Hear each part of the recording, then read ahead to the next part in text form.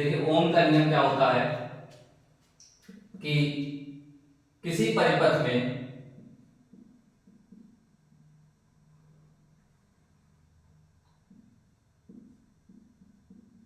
किसी परिपथ में प्रवाहित धारा का मान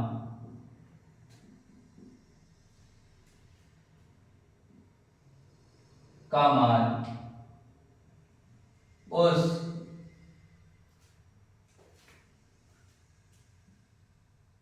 परिपथ के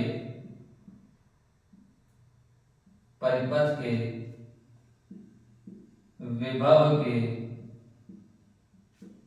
समानुपाती होती है।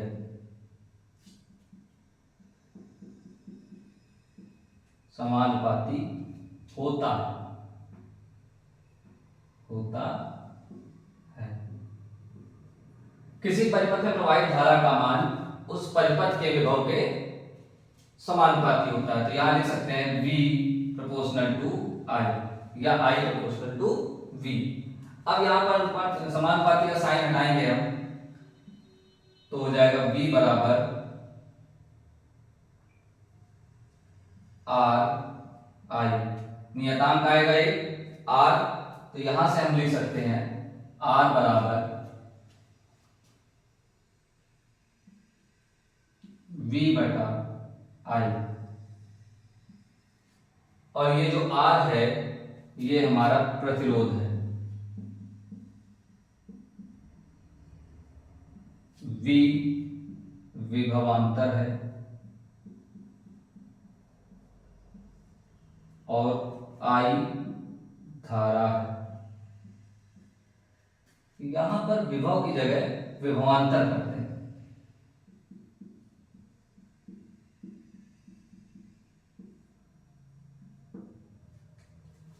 किसी परिपथ में प्रवाहित धारा का मान उस परिपथ के विभवांतर के समानुपाती होता है।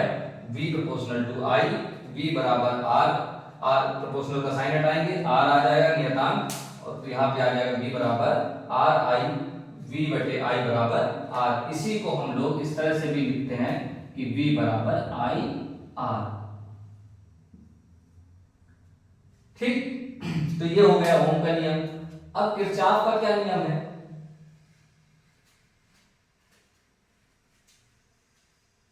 देखिए किरचॉफ का नियम देखिए,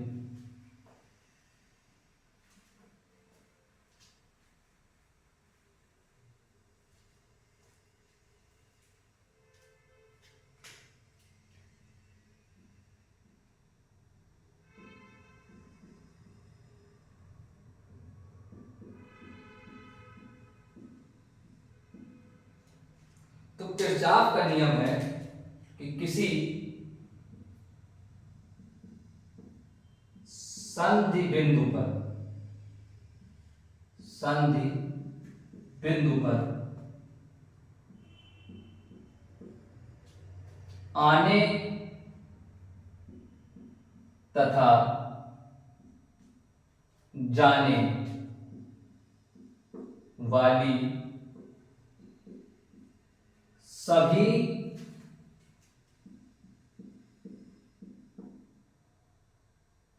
धाराओं का बीजगणितीय योग शून्य होता है। शून्य होता है। किसी संधि बिंदु पर आने तथा जाने वाली सभी धाराओं का बीजगणितीय योग शून्य होता है। ठीक, मान लीजिए कि एक बिंदु है, संधि बिंदु है, जहां पर कई सारी धाराएं आ रही हैं और कई सारी धाराएं जा रही हैं। अब I1 ये आ रही है, I2 ये आ रही है, I3 ये भी आ रही है, I4 ये भी आ रही है, और I5 ये जा रहा है।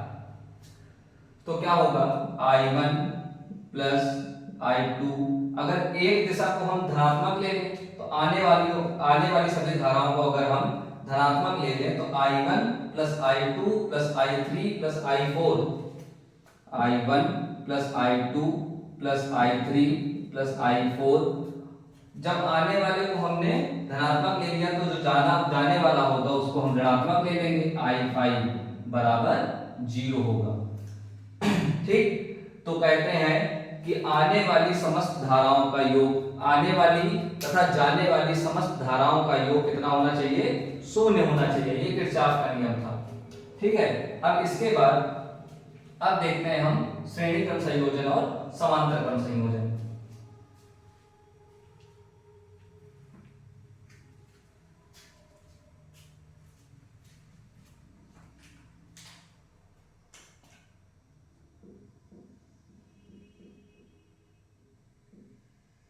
प्रतिरोधों का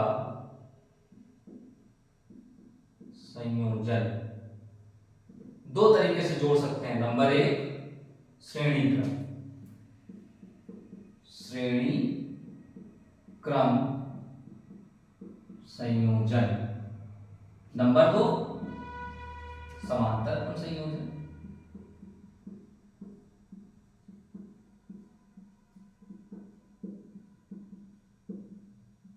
तो देखिए क्या होता है श्रेणी क्रम संयोजन और समांतर क्रम संयोजन, समझिए।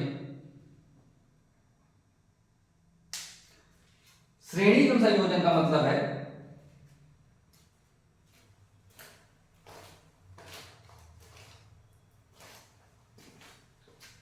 जब एक प्रतिरोध का अग्र सिरा दूसरे प्रतिरोध के पश्च सिरा से जुड़ा हो तो इस तरह के क्रम को हम क्या बोलेंगे, श्रेणी क्रम संयोजन। जैसे देखिए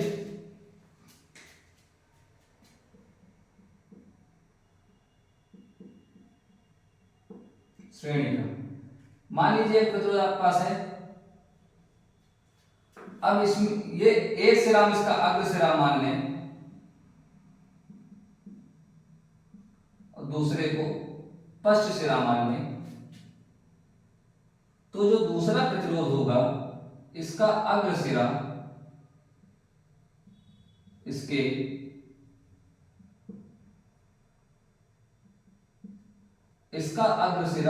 पश्च सिरे से जुड़ा होगा। इस तरह का जो क्रम होगा इसको हम क्या बोलेंगे, श्रेणी क्रम संयोजन बोलेंगे।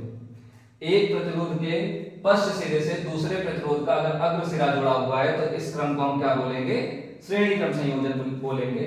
या सीधे शब्दों में कहें तो एक प्रतिरोध के बाद दूसरा प्रतिरोध अगर सीधे जुड़ा हुआ है तो हम इसको क्या बोलेंगे, श्रेणी क्रम संयोजन बोलेंगे। ठीक, तो देखिए अब एक से अधिक अगर प्रतिरोध जुड़े हुए हैं आपस में श्रेणी क्रम में, तो उनके कुल प्रतिरोध का मान कैसे निकालेंगे उसको समझते हैं। श्रेणी क्रम, मान लीजिए किसी परिपथ में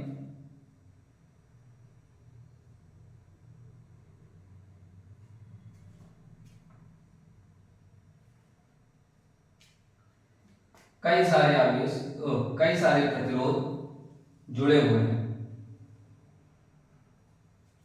कई सारे प्रतिरोध जुड़े हुए हैं, R1, R2, R3 और B वोल्ट का कोई सेल लगा हुआ है। ठीक, तो देखिए इसका जो कुल प्रतिरोध होगा वो कितना होगा, तो कैसे निकालेंगे, हमने ओम का नियम में पढ़ा था। तो इस वाले प्रतिरोध के लिए जो विभव का मान होगा वो क्या हो जाएगा, V1, V2 और V3, V1, V2, V3 हो जाएगा।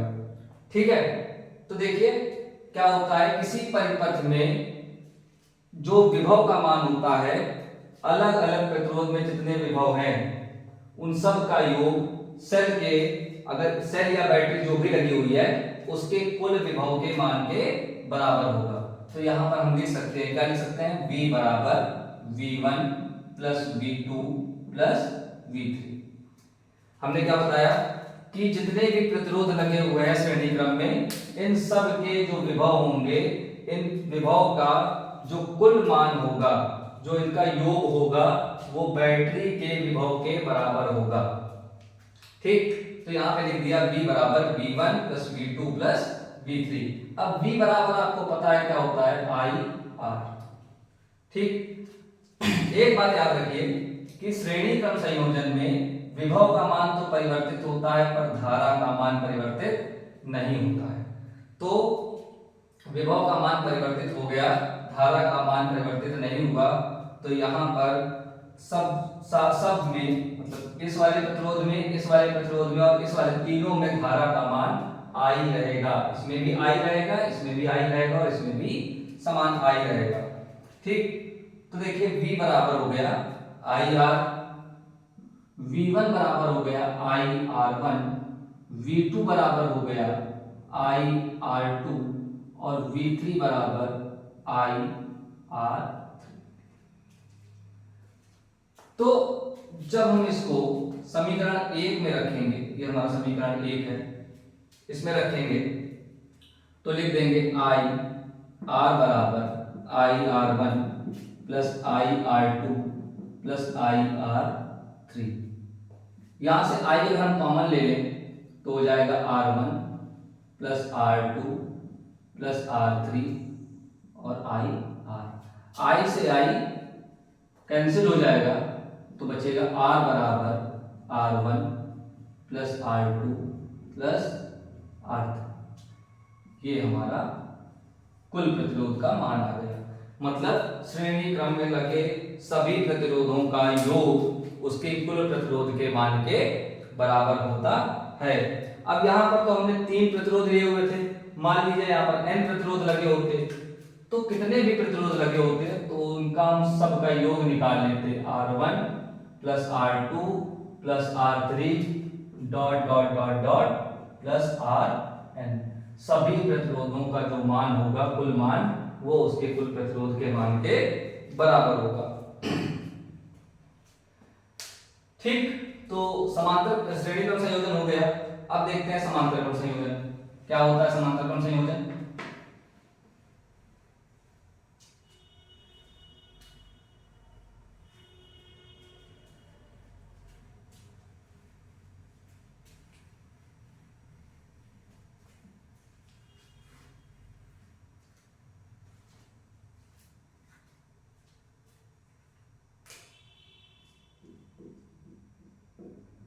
समांतर क्रम संयोजन। अब मान लीजिए किसी परिपथ में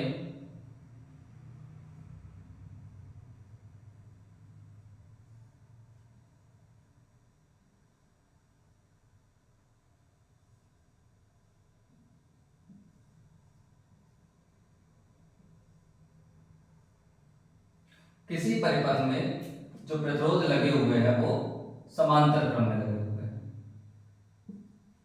समांतर क्रम में प्रतिरोध लगे हुए हैं तो एक बात याद रखिए, जिस तरह से श्रेणी क्रम संयोजन में प्रतिरोधों में धारा का मान अपरिवर्तित था, नहीं बदल रहा था, इसी तरीके से समांतर क्रम संयोजन में धारा का मान तो बदलता है पर विभव का मान नहीं बदलता है। अगर यहाँ पर V विभव है तो इसमें भी V होगा, इसमें भी V होगा और इसमें भी V होगा, पर धारा का मान सब में बदल जाएगा।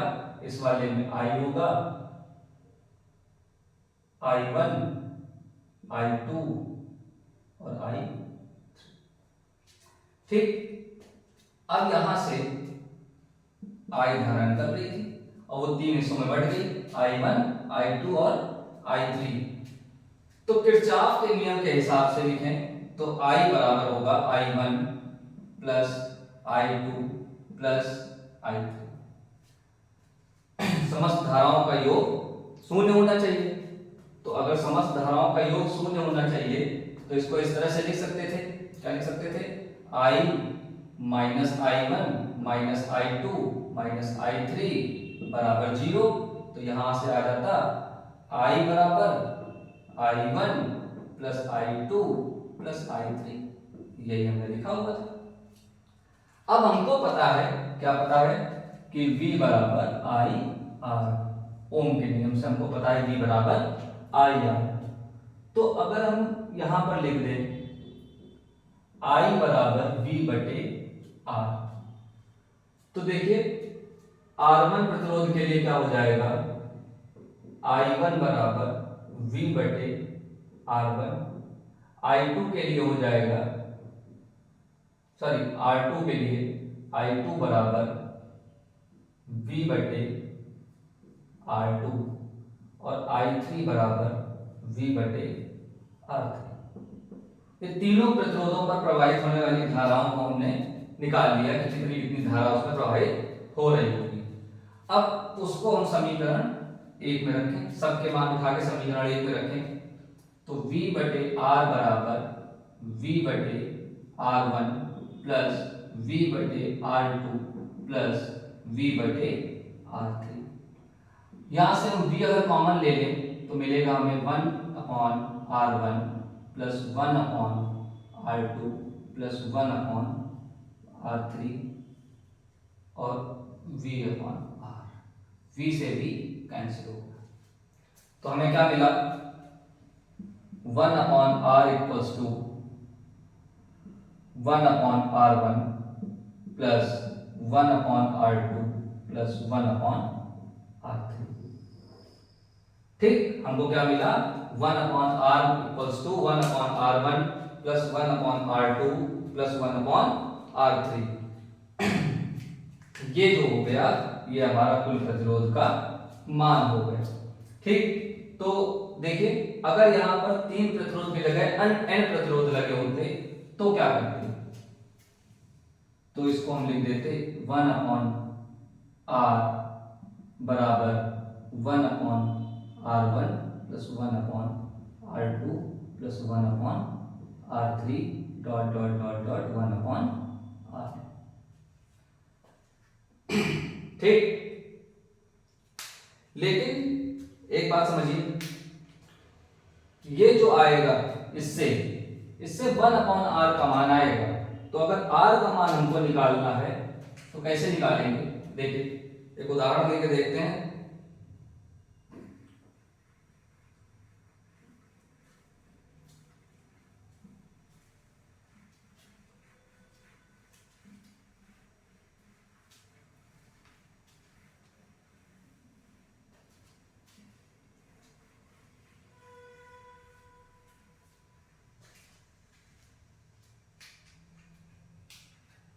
मान लीजिए 2 प्रतिरोध इस तरह से लगे हुए हैं,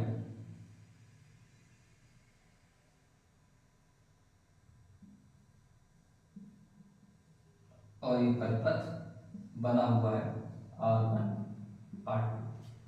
ठीक, तो इसके लिए कुल प्रतिरोध निकालेंगे तो लिख देंगे 1/R बराबर 1/R1 प्लस 1/R2। जब इसको हल करेंगे तो क्या होगा, R1 R2 एलसीएम आ जाएगा, R1 R2 को R1 से हम डिवाइड करेंगे, R1 R1 कैंसिल, R2 का 1 से मल्टीप्लाई करेंगे तो R2 आ जाएगा, प्लस R2 से इसको डिवाइड करेंगे तो R2 R2 कैंसिल हो जाएगा, R1 का 1 से मल्टीप्लाई करेंगे 1 आ जाएगा, सॉरी R1 आ जाएगा।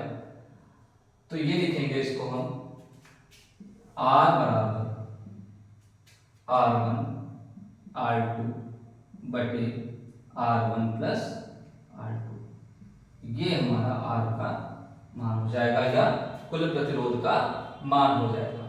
ठीक, एक और उदाहरण देख लेते हैं इसी का।